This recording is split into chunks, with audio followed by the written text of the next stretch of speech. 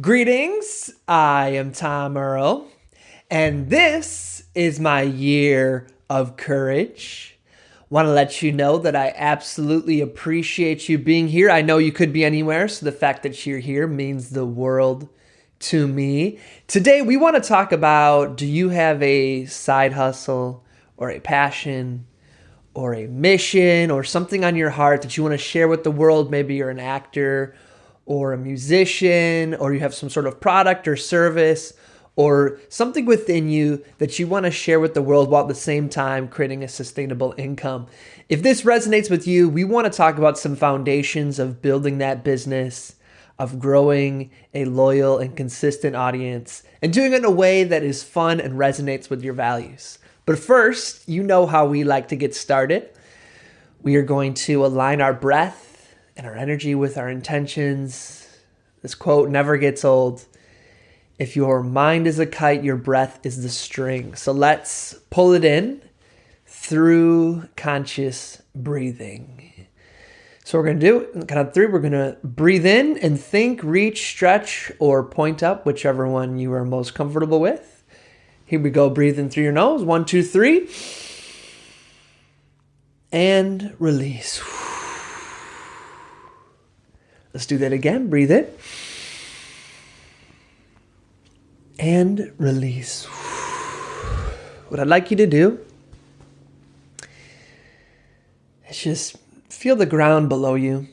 Whether you're standing, driving in a car, sitting at your desk, listening to this while you're working, whatever you might be doing, I bet you're not floating.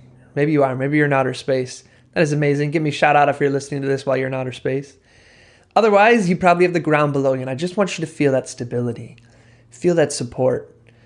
You're sitting in a chair, and you don't have to think, sit. You just sit there, and something holds you. Just feel that protection.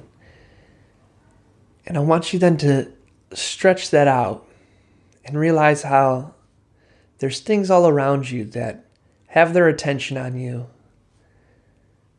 that have your positive desires and hopes and dreams. They have knowledge of those, and they're working towards bringing them to life. And there's somebody out there in the world right now who is on a trajectory for their path to connect with your path through something that seems just by coincidence or purely random. And in your meeting, it's going to change your world, your life, and it's going to uplift all those around you. And how there's just tons and tons of those little synchronicity moments awaiting you. And all you have to do to bring them to life is just live. And just know that, like the floor below you, those things will come true. And with that relaxation, with that alignment, with that belief, let's breathe in one more time. And release.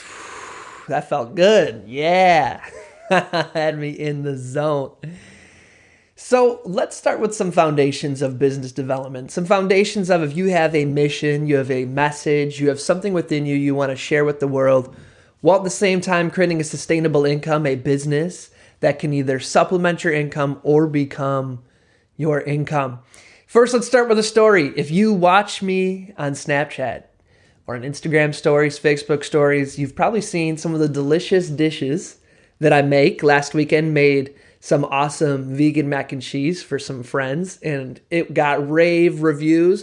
Is that the right phrase? Rave reviews? 5 stars out of 5 stars. But at one time, for many times, for a long time, I was not that good of a chef.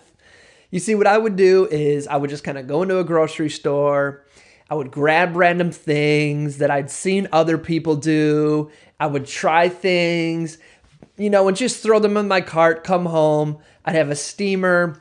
I'd put it on the top, cut it up, and I'd just throw random spices and seasonings and salts and whatever, and kind of stir it up, mash it up, and then I'd eat it, and it tastes kind of good. So then what I'd do is I'd get some salsa and some hummus, and I'd throw some of that in there, mix it all up, take some pita bread and eat it. And it'd be this like mashy thing, that was more or less good, but wasn't as good as it could be. And why is that? Because rather than knowing what I really wanted and knowing why, I would just kind of whimsically do things and throw them together without ever really researching what are some best practices of cooking. And this is something you might see a lot in any profession where you just jump in and it's good to get started, to get a taste, to get the excitement. But when you want to become an expert at something, when you want to become great, when you want to have that delicious meal that you can serve, whatever it might be, you need to do a little bit of research. You need to find out what are some best practices.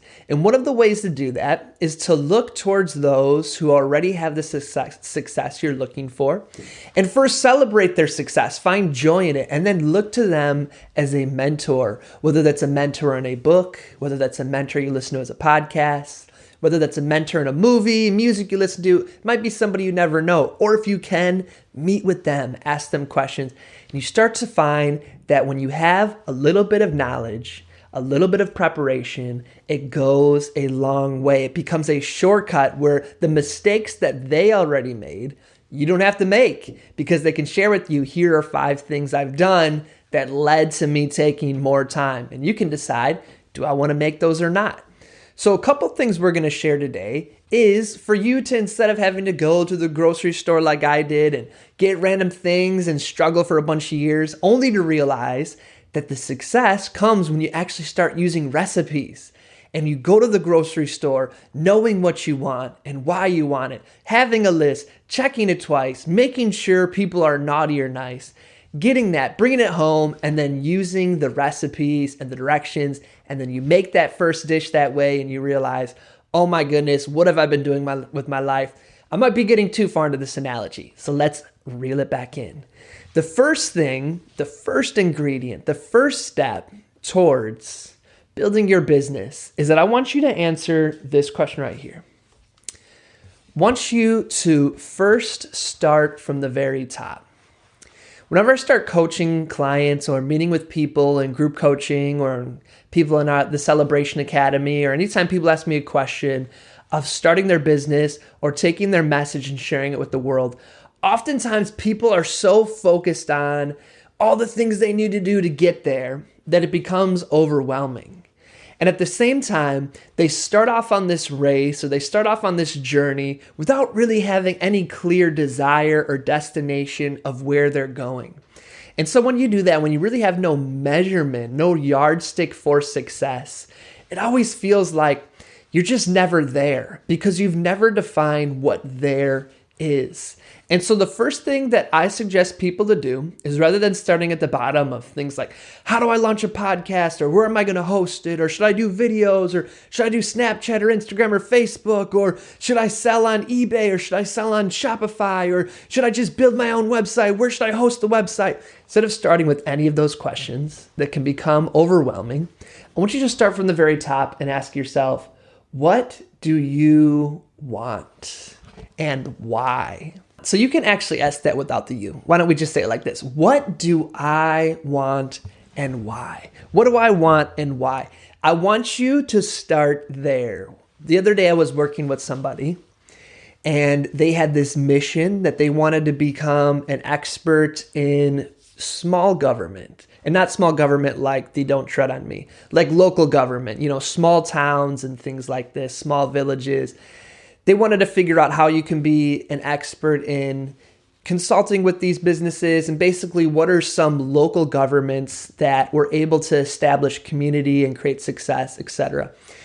And so the first thing I asked the person is, let's look ahead a year. Let's look ahead 2 years, 3 years. What do you really want?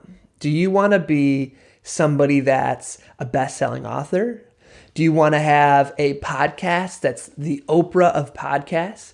Do you want to be a consultant that's in different communities and people are asking you for your expertise? Do you want to do it through keynote speaking? Do you want to do it through et cetera, et cetera, et cetera? What do you want a year, 2 years from now? What does that look like? And the answer might be, as you're listening to this, I want all of those things. But what do you want your focus, your priority to be?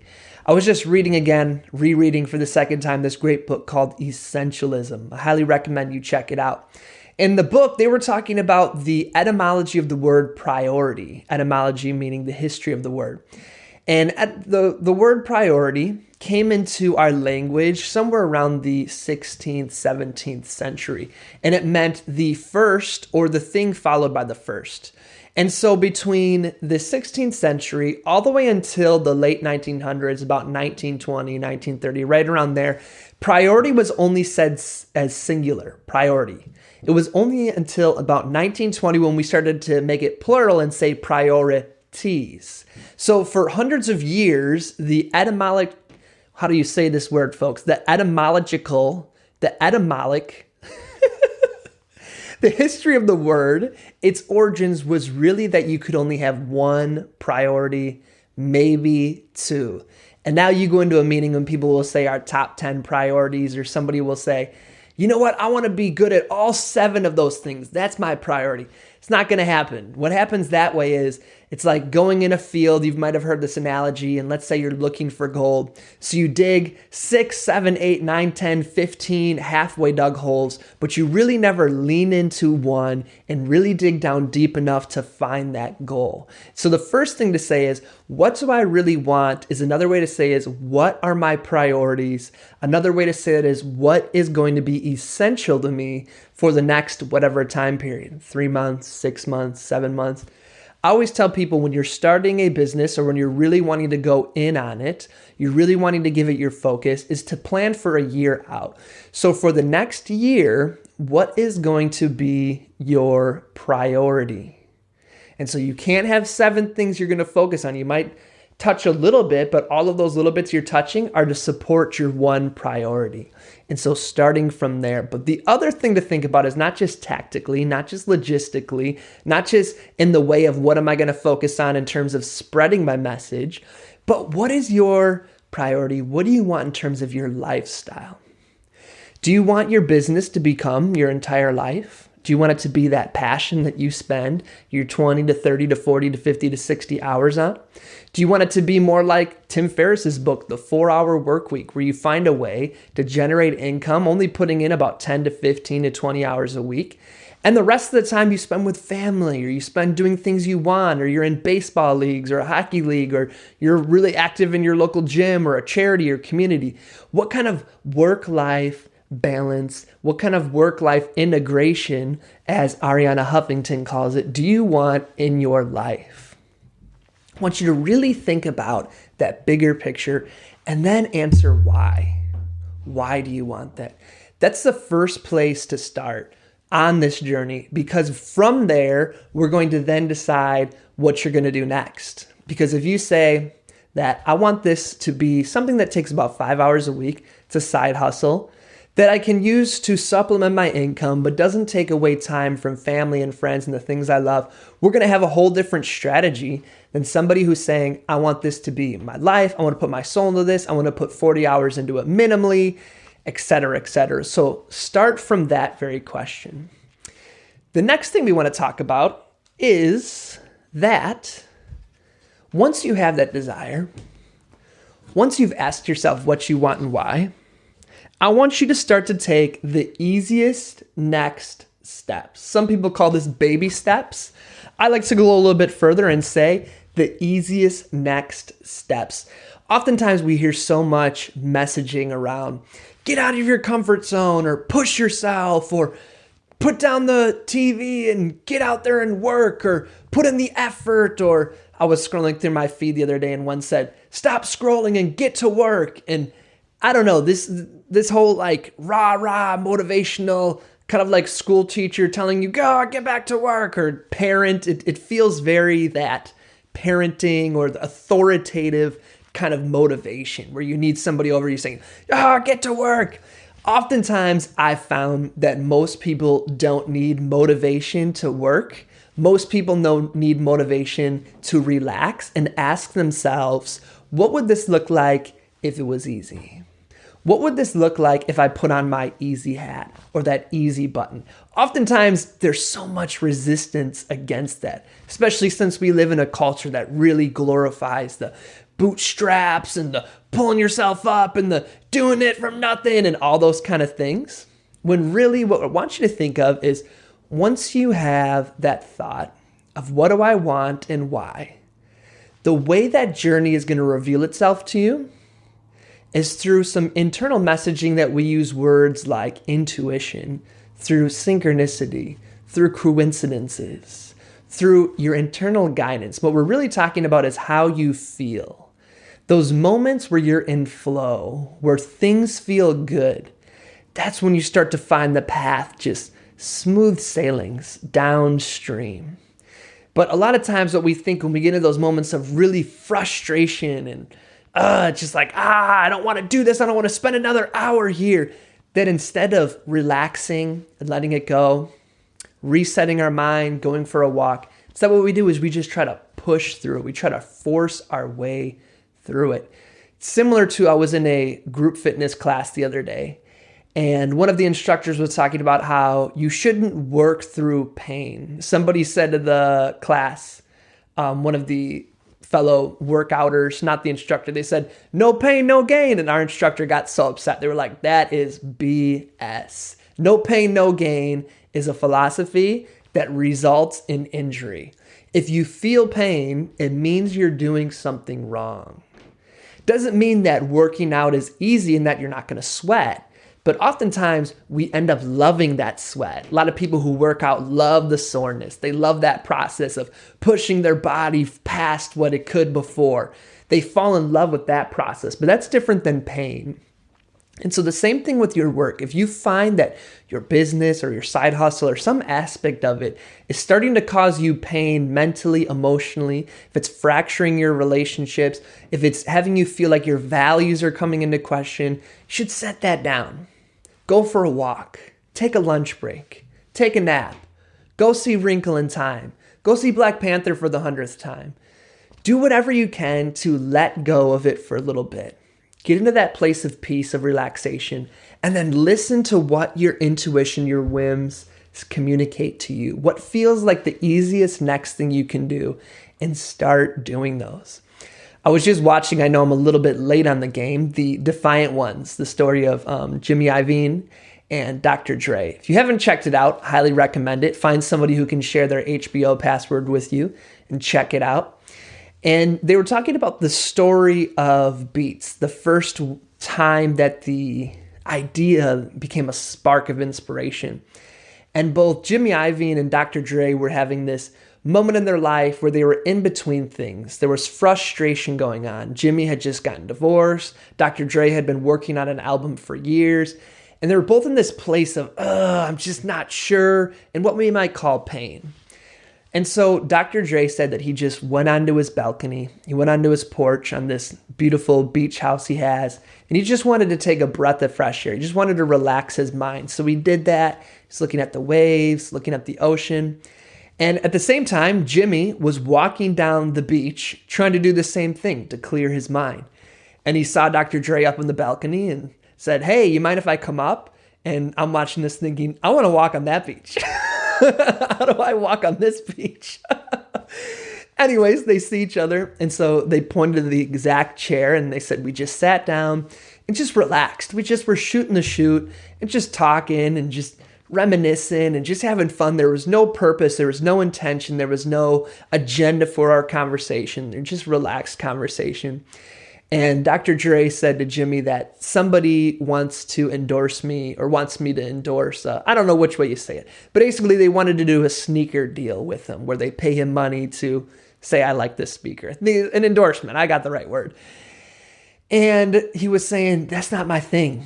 I don't know anything about sneakers. And that right there, we can take our first lesson from, is that just because something's been done over and over again, just because it's been a way that everybody else has made money, just because people will say to you, it's such a great way, all you got to do is say yes, blah, blah, blah. If it doesn't resonate with you, say no. When we're talking about the advertisement industry, we're talking about social media, we're talking about all these things around business, there are going to be some people out there who know how to make some serious money, but in a way that's not going to resonate with your soul. So yes, you'll have a rich bank account, but you'll feel bankrupt and your values and morals. And that's going to eat away at you. Those are the kind of things that keep you awake at night. So this is what Dr. Dre was thinking. That's just not my thing. And so he's talking to Jimmy, and Jimmy was saying, that's true. It's not your thing. I hear you. I hear you. And then they were talking. He said, you know what Jimmy said to Dr. Dre? He said, you know what you should do? You should make speakers. You shouldn't make sneakers. Make speakers, headphones and speakers. And Dr. Dre got all excited. He said, yeah, that's great. And I'm going to call it Beats. And Jimmy said, that's it.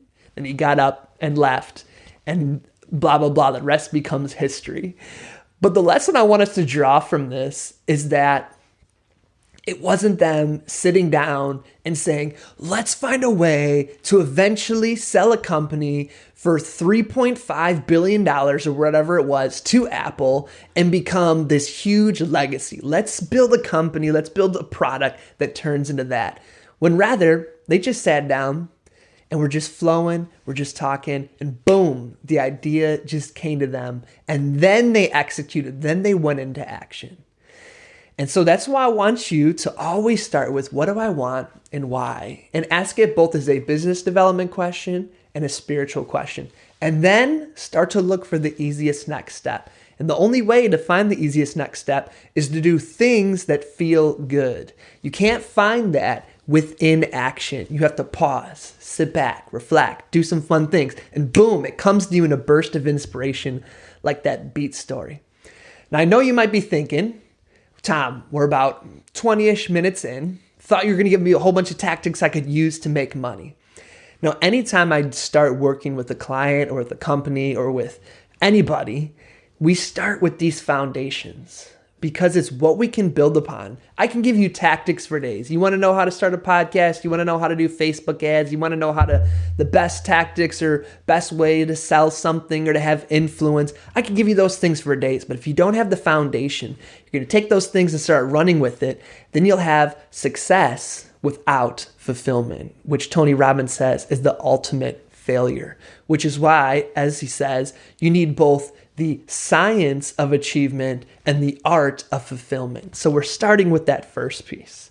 But don't worry, we'll get into some of the fun things right here, right now. We're going to play a quick game. I'm going to share with you a quote, and I want you to tell me which technology this quote is knocking down or is talking smack about. Because we're about to talk about social media, and I want to give the social media haters some chance to breathe, some chance to air out what they got to say about social media. So I'm going to read you a quote, and I want you to tell me which technology are they talking smack about. Let's start with this first one. It says, the modern world overwhelms people with data, and this overabundance is both confusing and harmful to the mind. Let me read it one more time. The modern world overwhelms people with data, and this overabundance is both confusing and harmful to the mind. This was in a major book on media overload. Which technology are they referencing? Think about it. Think about it. Last chance. Think about it. They were talking about the printing press, my friends. This is Gessner in 1565, letting his peers know how harmful the printing press is going to be for people because of the overwhelming data and overabundance of information it's going to bring on the mind. So this lets us know that around 16th century, 1565, instead of saying Facebook is so much, it's just an overabundance of information, they were saying books are too much for our culture. They're ruining the minds of the youth. We shouldn't have books so readily available. So all those people out there, you see where this is going. I got another one for you. Tell me which technology this person is talking smack about. Blank will create forgetfulness in the learner's soul because they will not use their memories. Let's try that again. Blank will create forgetfulness in the learner's soul because they will not use their memories. Which technology is this? Which technology is creating forgetfulness in people's souls because they're no longer using their memories? Which one is this? What do you think?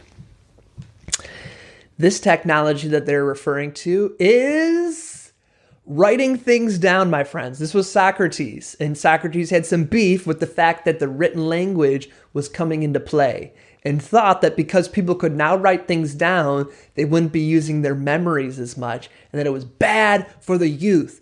Writing things down is bad for the youth. We need to regulate it and outlaw it, and we need to time how much kids write things down because it's ruining their memories and it's going to make them bad at school. This is the argument they were having around Socrates' time. Last one for you. Children have developed the terrible habit of dividing attention between preparation of their school assignments and the compelling excitement of blank. Children have developed the terrible habit of dividing attention between preparation of their school assignments and the compelling excitement of blank. What technology are they referring to? Think about it. Is it Facebook? Is it YouTube? Is it Netflix? It's the radio. When the radio came out, that's the thing they were saying is that, kids are listening to the radio while doing their homework and they're not having as much attention and it's increasing their inability to focus. And what am I getting at? Where's Tom taking this conversation? As we can hear, all throughout history, whenever there was a modern invention, there was people saying that it's a distraction, that it's bad on public health, that kids are no longer focusing like they used to, or kids' values are no longer what they used to. I was listening to another one, and there was an invention of the kaleidoscope where you could kind of like do fun things with, where you put it up to your eye and do fun things with. I guess in England, they were all the rage. And so people used to just walk around with them on their eyes. And people were saying, oh my gosh, kaleidoscopes are making it so people no longer focus on reality. So at some point in time, rather than saying Facebook's the problem, Socrates' crew was saying writing things down was the problem.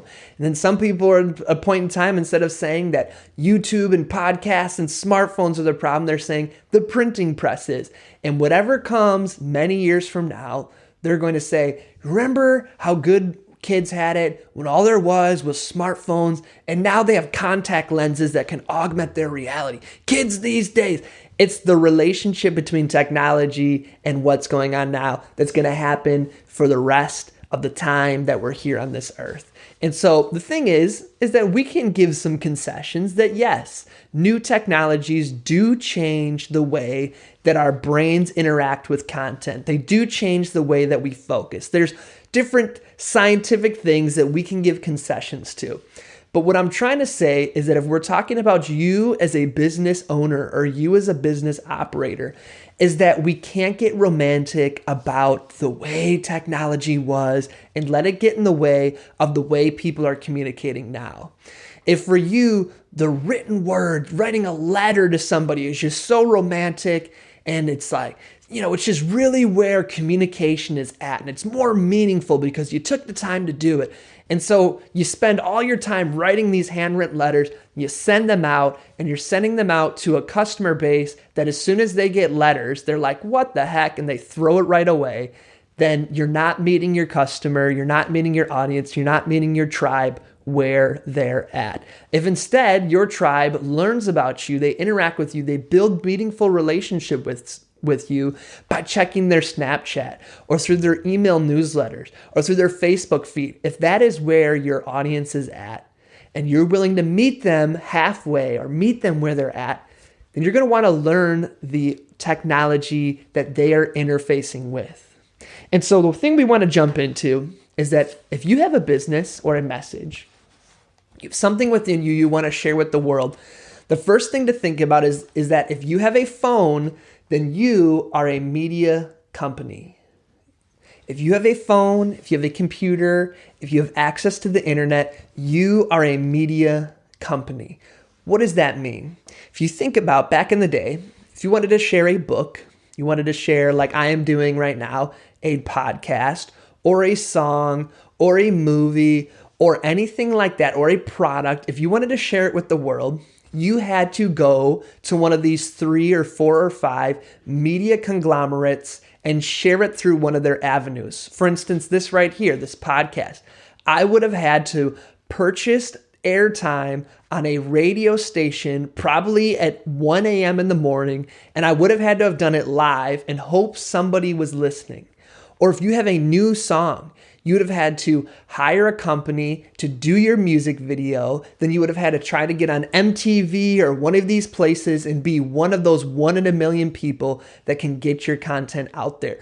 Whereas now I can record this with my phone, immediately hit upload, and it's shared all across the world in a matter of seconds. If you have a music video, you can record it with your phone, you can record it on your computer, and it's uploaded and you have instant distribution. If you have a book, you can do a digital version. You can do a printed version that is it costs almost nothing compared to what it used to, and you can just start selling those things like hotcakes. All that to say that you are now your own media company. And at the foundation of any media company is these two things right here: content and distribution. Just bumped the camera, but we are okay. Content and distribution. And so what you want to start thinking about as the foundation of your beliefs is first always starting by asking, what do I really want? Another way to say that is, what is my priority? Another way to say that is, what is absolutely essential? The next thing to say is to find it unraveling, to see that path coming to fruition by looking for what brings you joy, leaning into the easiest step. Next thing to think about is what we just talked about, this third thing, that you are your own media company. The foundation of any media company is the creation of content and the distribution of that content, the creation of a product, the creation of a service, the creation of whatever it may be, and the distribution of that, all of which you now have the power to do within your hands. Big companies like Apple or ABC or record labels or all those, they just have the ability to create and distribute on a bigger level than you. But the power is still within your hands to reach millions of people. Which brings me to the next point. Oftentimes when I meet with companies or nonprofits, the first thing they say to me is, how can we go viral? And if I could erase that word from people's language, I would be a happy person. The goal is not to go viral. I can tell you so many people who have gone viral, where they went viral, it's really exciting for a week, maybe 2, maybe 3, and then after that, their lives really haven't changed. They really don't have that many more quote unquote followers. They really definitely don't have any more sales. Their income hasn't changed. None of that's changed because sure, they went viral, but they're not doing things consistently. There's not the foundation or the infrastructure to actually capitalize and gain momentum from going viral. And so the first thing I want you to think, the first thing I want you to ingrain into your mantra is this right here: depth over width. This is if you ever listened to Gary Vee, who is right now in the game. Everybody looks to Gary Vee as one of the pioneers, the innovators, somebody who has the pulse of social media and digital marketing, business development, entrepreneurship. Gary Vee, check him out. Often says this all the time: depth over width. What does depth over width mean in the context of this conversation? It means that viral is garbage if you're not building relationships with those you're interacting with. That you always want to go deeper with the people you're already in connection with rather than going out and trying to find new people. Anytime you sit down in a business meeting with huge companies like Coca-Cola or any of those kind of places like that, they already know this walking in, that it's cheaper, it's more cost effective, it's more efficient to get current customers to purchase more products than to go out and convince new people who have never heard of you to hear about you and then like you and then buy your products. And the same thing goes for you and your audience, that the deeper you go on the one person, the 2 people, the 5 people, the 10 people, 100 people, 1,000 people, who's ever in your sphere of influence, that going deeper with them, building an even stronger relationship is going to yield you more results 9 times out of 9, 10 times out of 10, 100 times out of 10, 100 times. It's going to yield you more results than trying to go out and win new people. And that's what viral is, that you're trying to use a mass appeal to get momentum for your business. That's why you want to ask yourself, I said right at the beginning, what do you want? Do you just want viralness? Do you just want fame? Do you want to be able to walk out on the street and people say, I know who that is? Do you want that? Because yes, that can be fun, but what is it leveraged towards? Is it leveraged towards a mission? Is it leveraged towards creating a sustainable income? Because there's lots of people who go viral who don't make a dime. And so we want to think instead of that depth over width. There's a formula that people talk about all the time. They say that all you really need is 1,000 diehard loyal followers. And if you have that 1,000 diehard loyal people that no matter what product or service or whatever you put out, they will buy it because they love you. Think of the most diehard Beyonce fan, that if Beyonce puts out a show, they are taking out a second mortgage on their home to get front row seats. And I'm not saying they always go into debt, but I'm just saying, think of that diehard fan. Remember, they used to always talk about it with Dave Matthews Band, that people who just follow Dave Matthews around the country for the entire year. Think of that level of fans. If you can get 1,000 people who are that dedicated to your business, you will have a successful business for the rest of your life. Versus, you can probably have 1 million followers, but if all those people are just lukewarm people who followed you because it was trendy, because it was in style, but they're never going to buy a single thing from you, you're going to be banging your head against this fake brick wall I got behind me being like, oh my God, I got 1 million followers, but I'm not making any money. What the heck? It's because you got empty followers. Literally the word follower rather than supporter, rather than loyal fan, rather than somebody you have a meaningful relationship with. Because the most valuable commodity anybody can ever give you is their time. And people who give you their time, they do so by giving you your attention. And when they consistently give you your attention on a consistent basis, you then form a relationship with that person. And every single thing in life happens through the power of relationships. And so this leads me to the last thing I want you to walk away with. Once you have that big picture thing at the top that we talked about, your what and your why, I want you to think of the next easiest step you want to use to build a relationship with somebody who's already within your community. So if you have 5 Facebook followers or 1 person who follows you on Instagram, I want you to think of, how can I build an even stronger relationship with that person? Is it through posting something online? Is it by calling them up and telling them you appreciate them and want to know what can you do to serve them? Is it by starting to use Snapchat because you know that's what they appreciate? Think of something, one small baby step thing you can do towards building a relationship with that person. And if you take that mindset every single day and you apply it, you multiply it, you do that for 1 person, and then 5, and then 100, and then 20, and then then when you go viral, out of that 1 million people, you might get 1,000 people who now enter your stream of influence. And because you already have that foundation in place, you then nurture those 1,000 people instantly. And now you went from 1,000 people to 2,000 people. Then let's say you go viral again and you get another 1,000. Now you have 3,000 people that you are laser focused on nurturing them. And then each of those people tells 1 friend. And those friends enter your stream and you nurture them. And you just stay focused on your community and they keep bringing people in for you. That's how you start to build a loving empire of awesomeness, my friends.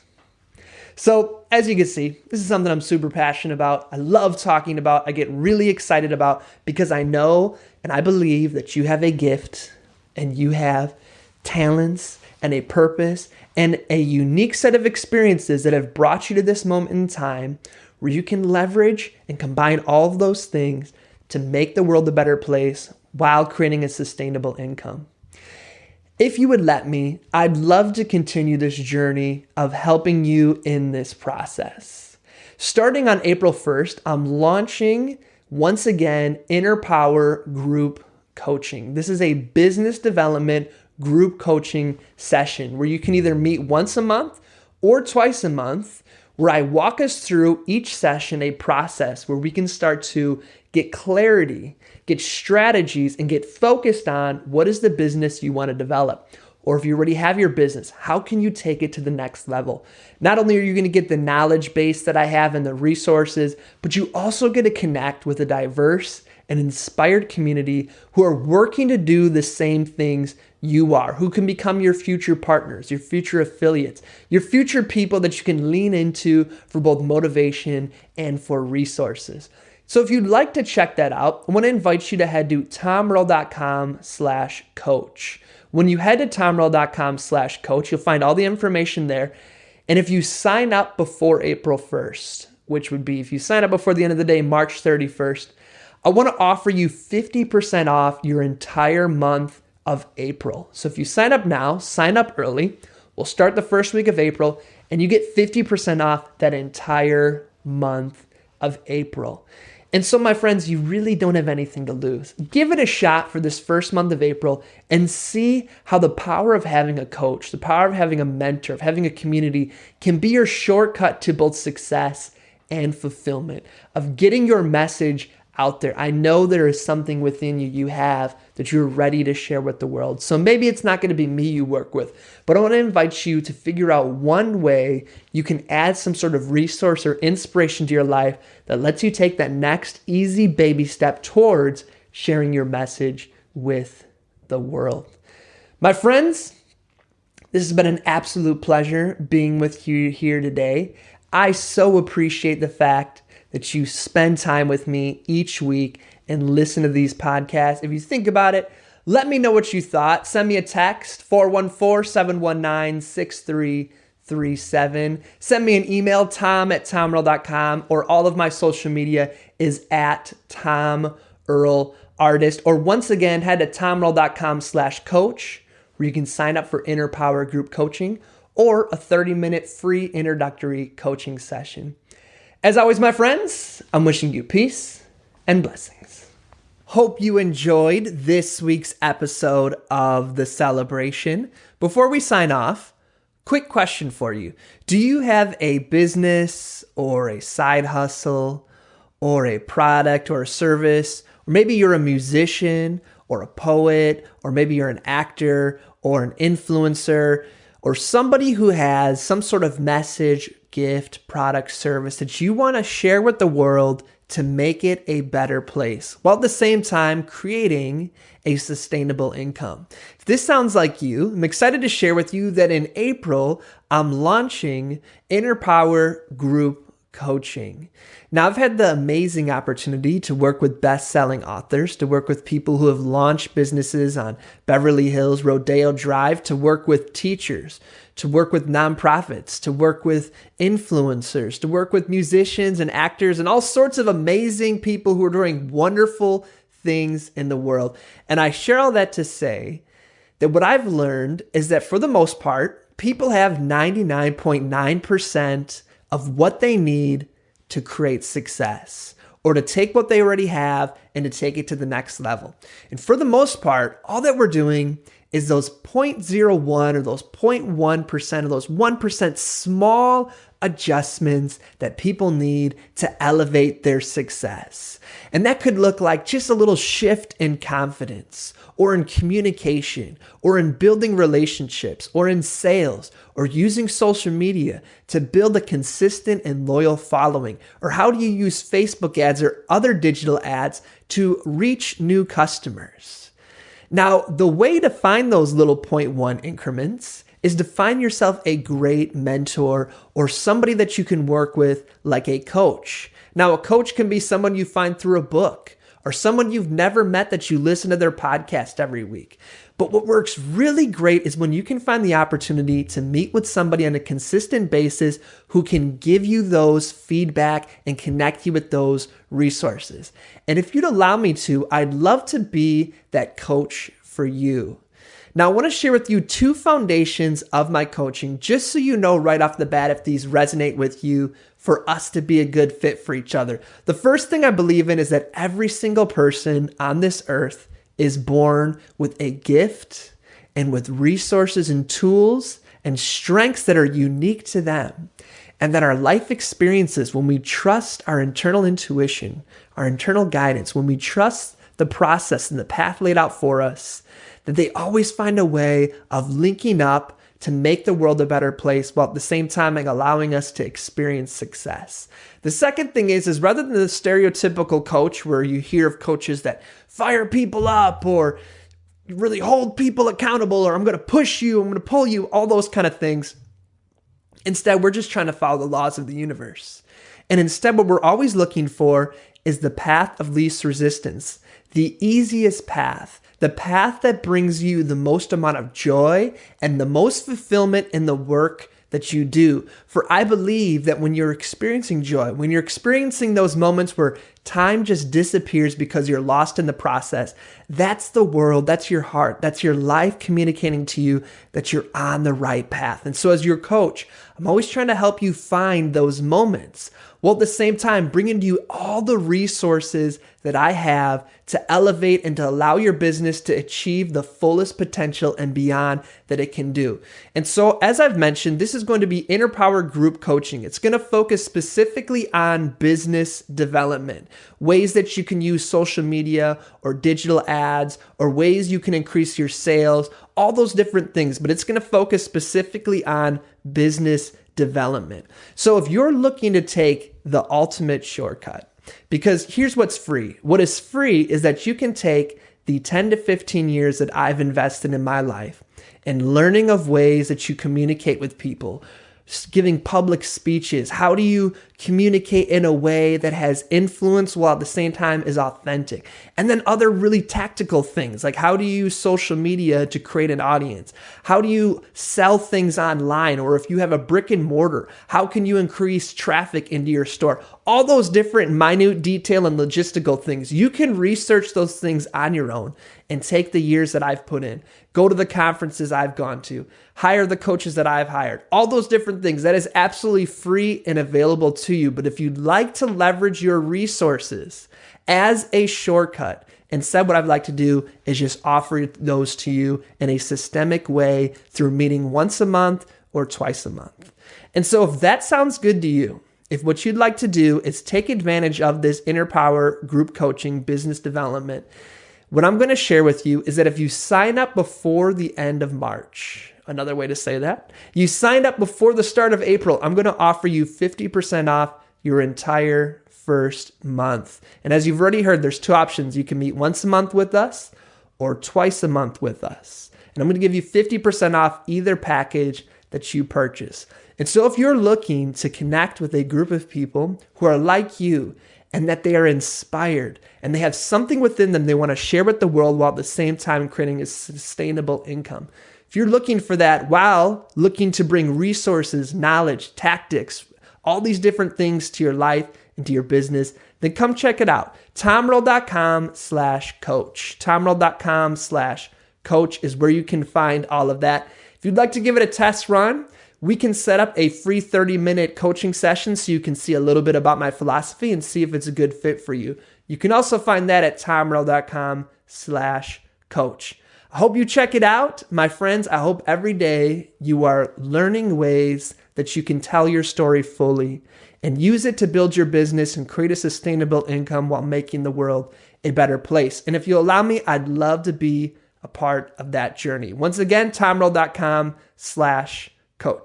As always, wishing you peace and blessings.